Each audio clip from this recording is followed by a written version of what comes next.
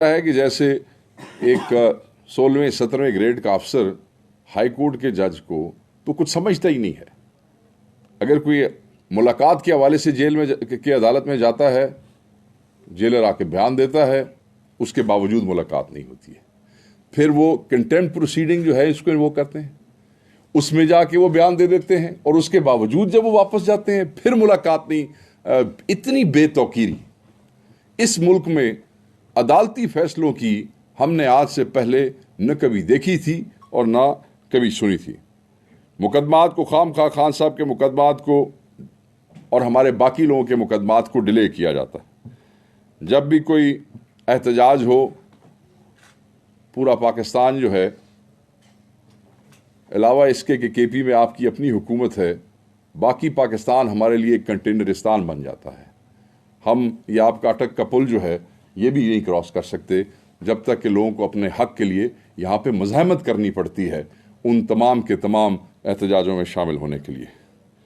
ترامیم جو ہے وہ لائی گئی، اور آپ یہ دیکھیں کہ ان ترامیم کا کس طریقے سے ظالمانہ اور بہیمانہ قسم کا استعمال وہ کیا گیا اور کیا جا رہا ہے. طاقت کے اس ننگے ناچ کی جو مثالیں انہوں نے قائم کی ہے، اس کو نہ ہم تسلیم کرتے ہیں نہ اس کو دنیا تسلیم کرتی ہے. اور اسی لیے ان کا تمسخر بحیثیت ریاست اور بحیثیت حکومت انہوں نے اس ملک کا تمسخر جو ہے وہ بنا دیا ہے. لوگ آپ دیکھیں کہ انٹرنیشنل میڈیا میں کس قسم کی سٹوریز جو ہیں پاکستانی حکومت کے حوالے سے، اسٹیٹ کے حوالے سے آتی ہیں، اور ہمارے لوگوں کو پوری دنیا میں ان نکمے مینڈیٹ چوروں کی وجہ سے سبکی کا سامنا کرنا پڑتا ہے. گھٹن ہے. اور یہ جو الفاظ جو میں استعمال کرنا چاہتا ہوں وہ یہ ہے کہ آپ یہ دیکھیں کہ پیکا آرڈیننس کے بعد کتنی گھٹن آپ کو محسوس ہوتی ہے، نہ صرف ہمارے لیے بلکہ صحافی برادری کے لیے کیا کیا مسائل ہیں. آپ یہ دیکھیں، اور میں خصوصاً سوشل میڈیا کے بچوں کے حوالے سے بات آج دوبارہ کرنا چاہوں گا کہ پورے ملک میں جو نوجوان بچے ہماری پاکستان تحریک انصاف کی سوشل میڈیا ٹیم کی لیڈز ہیں، ان کو پنجاب سے اٹھایا گیا ہے. ابھی 7 بچے ہمارے اس وقت جو پچھلے 2 ہفتوں میں اٹھائے گئے ہیں، وہ ایسے نوجوان ہیں، ایسے بچے ہیں جن کے اپنے پرسنل اکاؤنٹس بھی انہی حالات اور انہی فستائیوں کی وجہ سے ڈی ایکٹیویٹ ہو چکے ہیں، مگر فیک اکاؤنٹس کا سہارا بنا کے سوشل میڈیا کے بچوں کو اٹھایا جاتا ہے. اور اس میں ایک طرف تو ہمارے وہ بچے ہیں جو ہماری اپنی آفیشیل لیڈ ہیں پاکستان تحریک انصاف کی، اور وہ ابھی تک سامنے نہیں آیا. یاد رکھیے گا، میں نے جو لاسٹ پریس کانفرنس یہاں پہ کی، اس کے بعد جس نوجوان حیدر سعید کا میں نے ذکر کیا، آپ کو یاد ہوگا، اسے تو پیش کر دیا گیا. جو ہماری آفیشیل لیڈز تھیں ان میں سے بہت سو کو آج تک بھی نہیں پیش کیا گیا، اس لیے کہ ان کے خلاف ہے ہی کچھ نہیں. ان کو سمجھ ہی نہیں آ رہی کہ ان کو کس مقدمے میں پیش کریں، کون سا مقدمہ بنائیں، کون سی فیک جو پلیٹ فارم ہے یا فیک ٹویٹر ہینڈل ہے یا کوئی فیک فیس بک ہے، وہ کون سی ان کے ساتھ اٹیچ کریں. ان کو سمجھ ہی نہیں آ رہی ہے. آپ نے دیکھا مناظر، میں نے دیکھے آپ لوگوں کے تھرو ہی، آپ کی آنکھوں سے ہی دیکھے کس طرح ان بچوں کی مائیں جو ہے عدالتوں کے سامنے رمضان کے آخری عشرے میں روتی ہوئی عدالتوں کے جو ہے وہ برآمدوں میں ہمیں نظر آئیں. کیا اب یہ اس ملک کا کلچر رہ گیا ہے کہ ہم نے، مائیں تو سب کی سانجھی ہوتی ہیں، کہ ہم نے اپنی ماؤں کو جو ہے وہ اس طریقے سے بے توقیر کرنا ہے، بے گناہ ان کے بچے پکڑ پکڑ کے. وہ سوشل میڈیا کے بچے آج بھی اندر ہیں، بے گناہ اندر ہیں، وہ کسی پروپیگنڈے کا نہ حصہ تھے نہ ہیں. دے آر سمپل پیپل جو کہ دوبارہ کہوں گا اسی فسطائیت کی وجہ سے انہوں نے اپنے آپ کو پچھلے بہت بڑے وقت سے اپنے آپ کو جو ہے وہ کیا ہوا تھا، محدود کیا ہوا تھا. اور ہم اس کی شدید مذمت پہلے بھی کر چکے ہیں. اب بھی ہم یہ کہیں گے کہ جن کو پیش نہیں کیا گیا ان کو آپ پیش کریں، ان بچوں کے ساتھ دشمنی نہ کریں. پھر آپ اعتراض کرتے ہیں کہ نفرتیں بڑھ رہی ہیں. جب آپ ان لوگوں کو بے گناہ اٹھائیں گے اور غائب کر دیں گے تو نفرتیں ہی بڑھیں گی، اس کے علاوہ کچھ نہیں بڑھ سکتا ہے. آپ اور ان کا نفرت کے علاوہ پھر رشتہ ہی کوئی نہیں ہوگا. So show some compassion. I mean, you can't do that to your own kids. یہ ہمارا مستقبل ہے۔ اگر گزشتہ 3 برس کی ظلم و بربریت اور طاقت کے بے دریغ استعمال کی مثالیں ہم دینے لگے تو تاریخ کی بہت سی کتابیں بھی شرما جائیں گی کہ کیا کوئی حکومت جو ہے، کیا کوئی ریاست اپنے بچوں کے ساتھ، اپنے لوگوں کے ساتھ یہ کر سکتی ہے۔ یہاں روز قوانین کو پیروں تلے کچلا جاتا ہے۔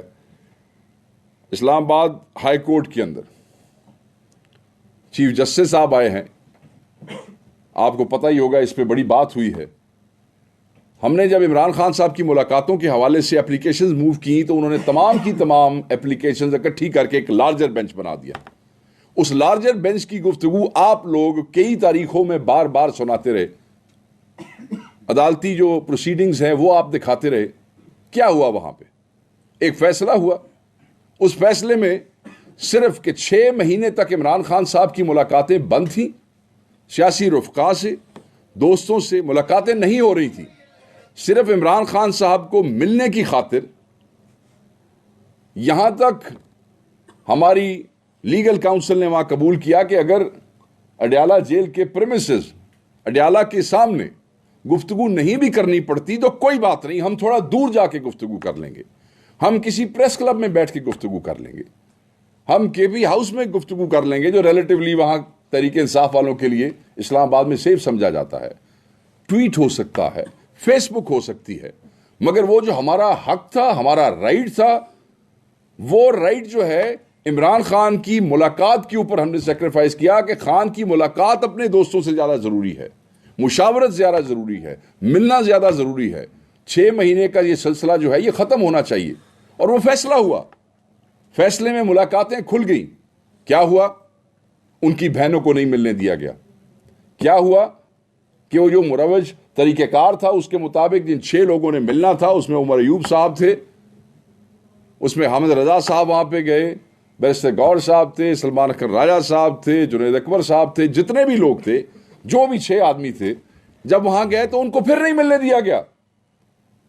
آپ یہ دیکھیں کہ ہائی کورٹ کا لارجر بینچ بنتا ہے، تمام درخواستیں جو پچھلے کئی مہینوں سے چل رہی ہیں وہ اکٹھی ہوتی ہیں، and at the end of the day jail superintendent he just وہ اٹھا کے پھینک دیتا ہے ہوا کے اندر وہ فیصلہ، اور عمران خان صاحب کو سے ملاقات نہیں کی جاتی۔ عدالتیں بند ہو چکی ہیں۔ عید کے فوری بعد پہلے ورکنگ ڈے پہ ہم اس کنٹیمپٹ آف کورٹ میں جا رہے ہیں۔ ہم اس پہ خاموش نہیں رہیں گے۔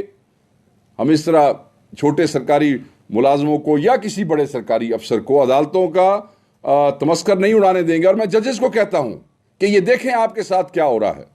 اگر آپ اپنے فیصلے منوا نہیں سکتے ہیں اور فیصلوں کی مسلسل تحقیر ہو رہی ہے، فیصلوں کو مسلسل بے توقیر کیا جا رہا ہے، فیصلوں کو ہوا میں پھینکا جا رہا ہے، تو پھر میرے خیال میں یہ سلسلہ بند ہونا چاہیے۔ پھر یہ عدالتی نظام کا کیا فائدہ ہے کہ اگر آپ صرف ملاقات نہیں، اگر ایک ہائی کورٹ جیسا بڑا فورم ایک قیدی سے ملاقات نہیں کروا سکتا، تو آپ مجھے بتائیں کہ وہ وہاں پہ بیٹھ کے باقی لوگوں کو انصاف کیسے دے رہے ہوں گے اگر وہ اس میں امپلیمنٹ نہیں کرا سک رہے ہیں۔ تو یہ قوم آپ سے سوال کر رہی ہے۔